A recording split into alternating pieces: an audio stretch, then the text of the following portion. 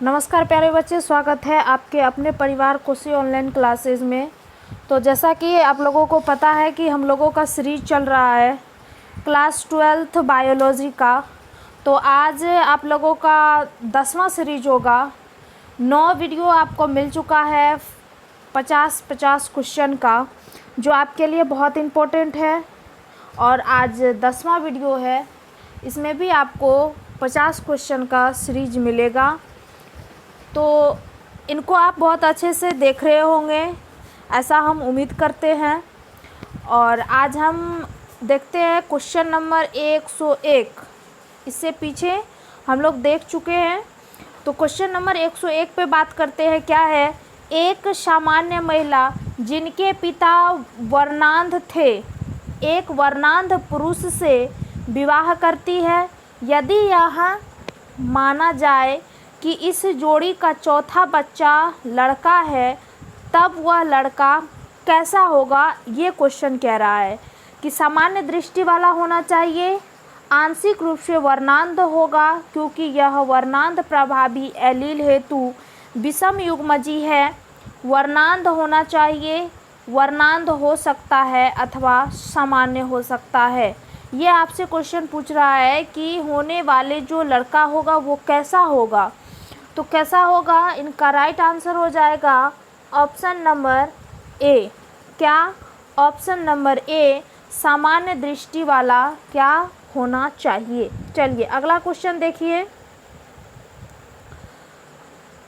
अगला क्वेश्चन है, मेंडल के प्रयोग में विपरीत लक्षणों की जोड़ी को क्या कहते हैं? Gene, phenotype, genotype, allele. क्या होगा इनका राइट आंसर? इनका राइट आंसर हो जाएगा ऑप्शन नंबर डी, यानी एलील। अगला क्वेश्चन है, एक पौधे से जिनका जीव प्रारूप, जीव नहीं होगा यहाँ होगा जीन प्रारूप। क्या होगा?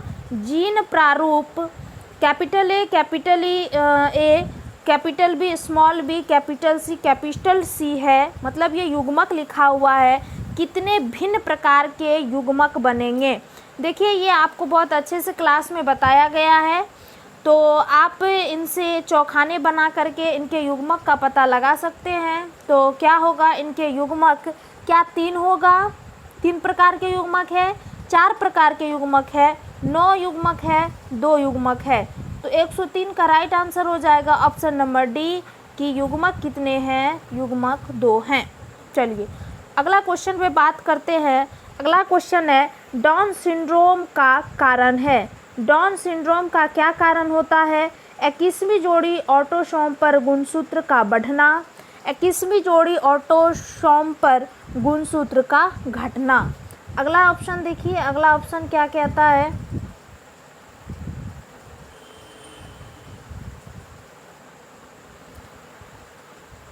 अगला ऑप्शन कह रहा है कि 18वीं जोड़ी ऑटोसोम पर गुणसूत्र का बढ़ना और 18वीं जोड़ी ऑटोसोम पर गुणसूत्र का घटना। तो डाउन सिंड्रोम में क्या होता है वो पूछ रहा है आपसे। तो इनका राइट आंसर हो जाएगा क्या?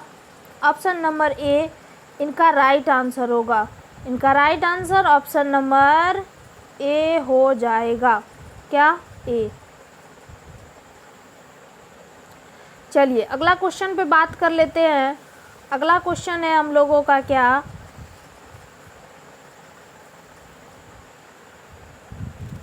कि जीनोटाइप IDFE FT के द्वारा कितने प्रकार के युग्मकों का निर्माण होगा? तो जीनोटाइप दिया हुआ है, इसमें कितने प्रकार के युग्मक का निर्माण होगा वो पूछ रहा है आपसे। क्या 27, 8, 3, 6। तो इनका राइट आंसर हो जाएगा ऑप्शन नंबर ए, यानी 27।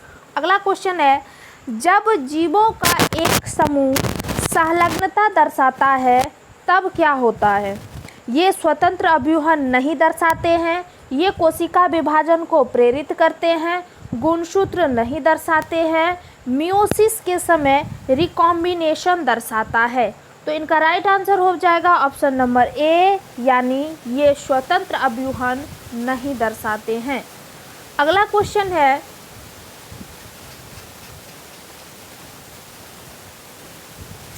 क्रिसमस रोग का दूसरा नाम है? डाउन सिंड्रोम, निंद्रा रोग, हीमोफीलिया बी, हेपेटाइटिस बी। तो 107 का right answer option number C hemophilia B होगा। अगला क्वेश्चन है, मनुष्य में अप्रभावी जीन जब एक्स गुणसूत्र पर स्थित हो तो सदैव क्या होता है?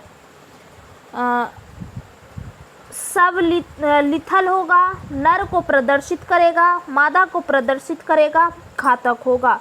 108 का right answer option number C मादा को प्रदर्शित करेगा। अगला क्वेश्चन है, RH प्लस व्यक्ति जिन प्रारूप हो सकता है, इनका कौन सा जिन प्रारूप होगा? Small R capital T small R, B और सी दोनों। 109 का right answer option number C यानी कैपिटल आर स्मॉल आर। अगला क्वेश्चन देखिए, अगला क्वेश्चन है, समान जीनोटाइप या फिनोटाइप के जोड़ों के मध्य दो संकरण जिनमें से एक में युग्मकों का स्रोत विपरीत कर दिया जाता है कहलाता है? द्विसंकरण, प्रतीप संकरण, परीक्षण संकरण, व्युत्क्रम संकरण। तो इनका राइट आंसर होगा ऑप्शन नंबर डी यानी व्युत्क्रम संकरण। क्या होगा? व्युत्क्रम संकरण। अगला क्वेश्चन देख लीजिए क्या कहता है, एक कलम को एक स्कंद में निरूपित किया जाता है, उत्पन्न फलों की उत्तमता का निर्धारण किसके जीन प्रारूप द्वारा होगा? स्कंद के, कलम के, ए और बी दोनों, न तो कलम और न स्कंद के। तो 111 का right answer option number B यानी कलम के द्वारा। अगला क्वेश्चन है, किसी जीव का किसी दुई अप्रभावी से संकरण करा के विषम युग्मी या समयुग्मी अभिलक्षण का निर्धारण करना कहलाता है? व्युत्क्रम संकरण, परीक्षार्थ संकरण, द्विसंकरण, प्रतीप संकरण। तो 112 का right answer option number B यानी परीक्षार्थ संकरण। अगला क्वेश्चन है, एक स्वनिषेचित त्रिसंकरण पौधा उत्पन्न करेगा 4 भिन्न युग्मक व 16 भिन्न युग्मनज, 8 भिन्न युग्मक व 16 भिन्न युग्मनज, 8 भिन्न युग्मक व 32 भिन्न युग्मनज, 8 भिन्न युग्मक व 64 भिन्न युग्मनज। तो इनका राइट आंसर होगा ऑप्शन नंबर डी यानी 8 भिन्न युग्मक व 64 भिन्न युग्मनज। अगला क्वेश्चन पे बात कर लेते हैं। अगला क्वेश्चन है, गायनेंड्रोमार्फ में क्या होता है? गायनेंड्रोमार्फ में शरीर की कुछ कोशिका का जीन प्रारूप XX तथा कुछ कोशिका का YY होता है। सभी कोशिकाओं का जीन प्रारूप XX होता है, सभी कोशिकाओं का जीन प्रारूप XY होता है, सभी कोशिकाओं का जीन प्रारूप XXY होता है। इनका राइट आंसर हो जाएगा ऑप्शन नंबर सी यानी सभी कोशिका का जीन प्रारूप XY होता है। अगला क्वेश्चन पे बात करते हैं। अगला क्वेश्चन है कि हीमोफीलिया है क्या है? मेंड्रेलियन व्याधि, गुणसूत्रीय व्याधि, ए और बी दोनों, इनमें से कोई नहीं। इनका right answer option number A यानी मेंड्रेलियन व्याधि है। मेंडल का जन्म कब हुआ था? 17वीं सदी में, 18वीं सदी में, 19वीं सदी में, 8वीं सदी में। इनका right answer option number C यानी 19वीं सदी में मेंडल साहब का क्या हुआ था? जन्म हुआ था। चलिए, जब F1 पौधा लंबेपन के लिए विषम युग्मजी को स्वपरागित कराया गया, F2 पीढ़ी में दोनों लंबे एवं बौने पौधे उत्पन्न हुए। यह सिद्धांत को सिद्ध करता है। कौन सा नियम सिद्ध करता है? प्रभाविता, ब्लेंडेड वंशागति, पृथक्करण का नियम, स्वतंत्र अभ्यूहन का नियम। तो 117 का right answer option number C यानी पृथक्करण का नियम। अगला क्वेश्चन है, रक्त समूह में होता है प्रतिजन ए, प्रतिरक्षी बी, प्रतिजन बी, प्रतिरक्षी ए, प्रतिजन ए प्रतिरक्षी बी, प्रतिजन ए प्रतिरक्षी अनुपस्थित होता है। तो रक्त समूह में कौन सा होगा? इनका right answer option number C, यानी प्रतिजन ए प्रतिरक्षी बी होता है। ठीक है, चलिए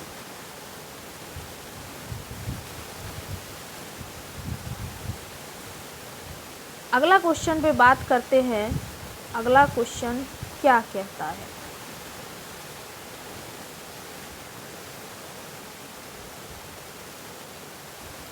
कई लक्षणों को प्रभावित करने वाला जीन कहलाता है। कई लक्षणों को प्रभावित करने वाला जीन क्या कहलाता है? Additive, pleiotropic, epistatic, supplementary. तो इनका राइट आंसर हो जाएगा ऑप्शन नंबर बी, यानी प्लियोट्रॉपिक। अगला क्वेश्चन है, काइज़मा किस अवस्था में बनता है? समसूत्री कोशिका विभाजन, एमाइटोसिस कोशिका विभाजन, अर्धसूत्री कोशिका विभाजन, इनमें से कोई नहीं। 120 का right answer option number C, यानी अर्धसूत्री कोशिका विभाजन। क्या? अर्धसूत्री कोशिका विभाजन। अगला क्वेश्चन है, विभिन्नताओं का स्रोत है। समसूत्री, अर्धसूत्री, निवेशन, उत्परिवर्तन। तो इनका राइट आंसर क्या हो जाएगा? ऑप्शन नंबर डी, यानी उत्परिवर्तन। पूर्ण लिंकेज दिखाई पड़ती है मक्का में, स्त्री में, मादा ड्रोसोफिला में, नर ड्रोसोफिला में। तो इनका right answer option number D, नर ड्रोसोफिला में। क्या हो जाएगा? 122 का right answer option number D, नर ड्रोसोफिला में। चलिए अगला क्वेश्चन पे बात करते हैं। Small T capital T small T से संयोग करता है, संतान का लक्षण होगा। ये युग्मक दिए हुए हैं, इनका क्या होगा? संकरण कराना होगा और उनके बाद आपको उनसे जो संतान उत्पन्न होंगे उनके लक्षण को दर्शाना है। तो कितने लक्षण होंगे? क्या 75% अप्रभावी, 50% अप्रभावी, 25% अप्रभावी, सभी प्रभावी। क्या होगा इनका राइट आंसर? इनका right answer option number B, यानी 50% अप्रभावी। चलिए अगला क्वेश्चन पे बात करते हैं। अगला क्वेश्चन है, G6P हाइड्रोजिनेन की कमी किसके हीमोलाइसिस से संबंध है? लिम्फोसाइट्स के, आरबीसीएस के, प्लेटलेट्स के, ल्यूकोसाइट्स के। तो 124 का right answer option number B, यानी आरबीसीएस के। किसके? आरबीसीएस के। अगला क्वेश्चन है, असामान्य वंध्य नर शरीर का कम बाल, कम विकसित जननांग लक्षण है। XX गुणसूत्र वाले नर के, XY गुणसूत्र वाले नर के, XYY गुणसूत्र वाले नर के, इनमें से कोई नहीं। 125 का राइट आंसर होगा क्या? Option number A. 125 का right answer option number A. अगला क्वेश्चन, XYY नर लक्षण दर्शाता है। अविकसित जननांग, वंध्य अविकसित छाती, अति विकसित जननांग, लंबाई से असामान्य मानसिक विकार, असामान्य ऊंचाई एवं जननांग का सामान्य विकास, इनमें से कोई नहीं।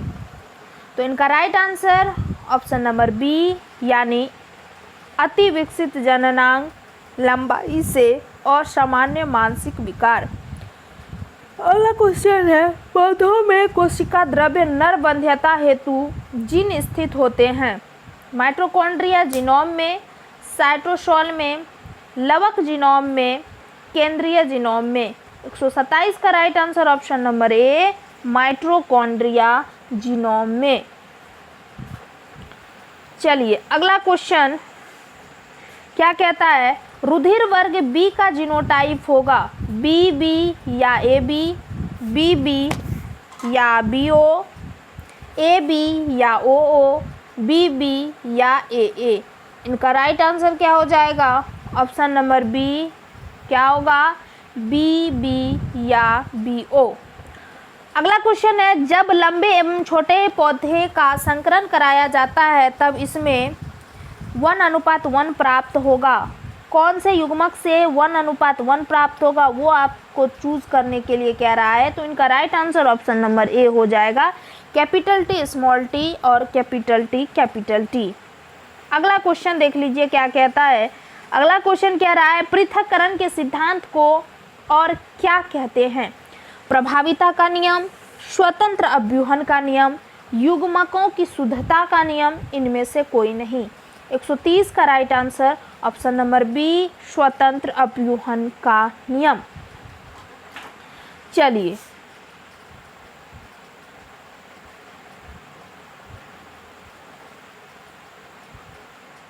अगला क्वेश्चन है, एक जीन जोड़ा दूसरे जीन जोड़ा के प्रभाव को दबा देता है, इस घटना को क्या कहते हैं? क्या कहा जाता है? एपिस्टेसिस, प्रभाविता, उत्परिवर्तन, इनमें से कोई नहीं। 131 का right answer option number A, epistasis. अगला क्वेश्चन देखिए क्या कहता है।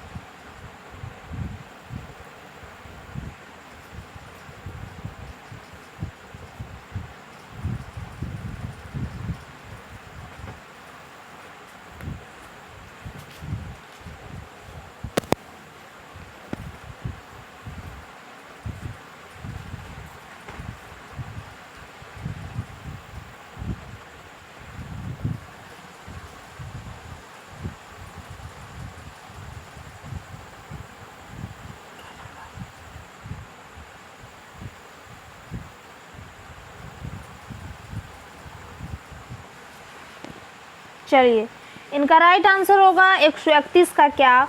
131 का राइट आंसर होगा ऑप्शन नंबर ए, एपिस्टेसिस। क्या? एपिस्टेसिस। चलिए, मनुष्य में मात्रात्मक लक्षण का उदाहरण है बालों का रंग, त्वचा का रंग, नाक का आकार, आंखें का रंग। तो 132 का राइट आंसर क्या हो जाएगा? ऑप्शन नंबर बी, यानी त्वचा का रंग। चलिए अगला क्वेश्चन है, विभिन्नता का मुख्य स्रोत है समसूत्री विभाजन, उत्परिवर्तन, अर्धसूत्री विभाजन, निषेचन। 133 का right answer option number B, क्या? उत्परिवर्तन।